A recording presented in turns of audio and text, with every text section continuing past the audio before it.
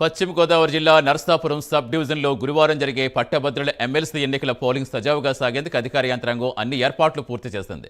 Sub division పరిధిలో నరసాపురం, పాలకొల్లు, ఆచట నియోజకవర్గాల్లో 8 మండలాల్లో మొత్తంగా 26,812 మంది ఓటర్లున్నారు. వీరి కోసం 33 పోలింగ్ కేంద్రాలు ఏర్పాటు చేశారు. పోలింగ్ నిర్వహించేందుకు 180 మంది సిబ్బందిని నియమించారు.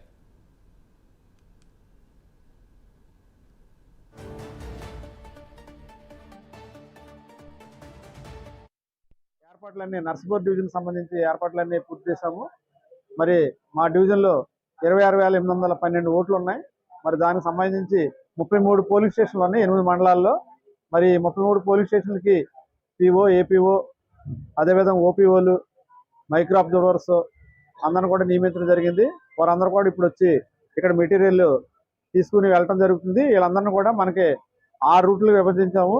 6 రూట్లకి 6 బస్సులు ఉంటాయి.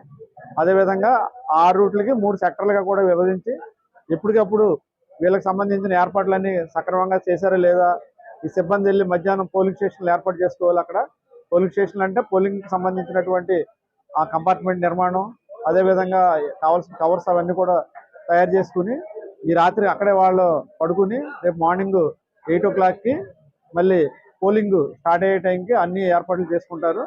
మరి అక్కడ నిరంతరం వీటిని పర్యవేక్షించే 8 మండలాల తహసీల్దార్స్ ఉన్నారు. అక్కడ వీళ్ళందరూ కూడా కావాల్సినటువంటి ఏర్పాట్లు అంటే ఏఎంఎఫ్ సంబంధించినటువంటి ఎస్యూడ్ మినిమం ఫెసిలిటీస్, దానికి సంబంధించి త్రాగునీరు కానీ, నీడ కానీ, కూర్చుంటాకి చైర్లు కానీ, బెంచెస్ కానీ, అదేవిధంగా ఏజెంట్లు వచ్చినప్పుడు వాళ్ళు కూర్చుంటాకి ఏర్పాట్లు కానీ, అదేవిధంగా వాళ్ళ భోజన వసతి అన్నీ కూడా చూస్తారు.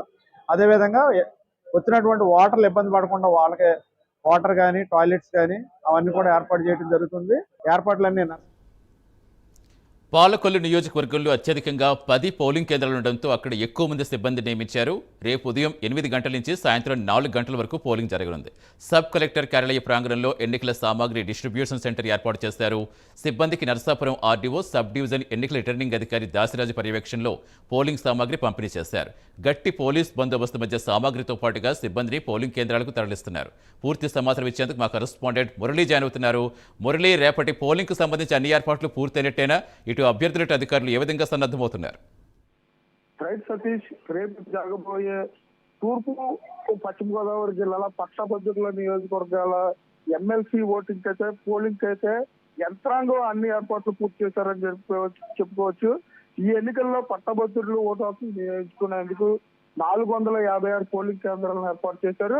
ఇందులో మొత్తంగా 3,14,984 మంది పట్టభద్రులు అయితే రేపు ఓటు హక్కు వినియోగించుకోనున్నారు.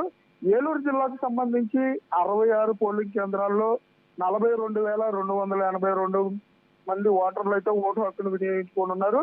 మొత్తం పోలింగ్ ప్రక్రియను మొత్తం కూడా వెబ్ కాస్టింగ్ ద్వారా జరిగేటట్లుగా కూడా ఎన్నికల సంఘం అధికారులు అయితే అన్ని ఏర్పాట్లు చేశారు. ఇప్పటికే ఓటర్ స్లిప్లను పంపిణీ చేశారు. అయితే వీటిలన్నిటితో పాటు ఏదో ఒక గుర్తింపు కార్డు ఉన్న ప్రతి ఒక్కరూ కూడా ఓటు హక్కు వినియోగించుకునేందుకు పట్టభద్రులకు అయితే అవకాశాన్ని కల్పించారని చెప్పుకోవచ్చు. 54 మంది నామినేషన్లు వేయగా వాటిలో 11 నామినేషన్లు తిరస్కరణకు గురయ్యాయి.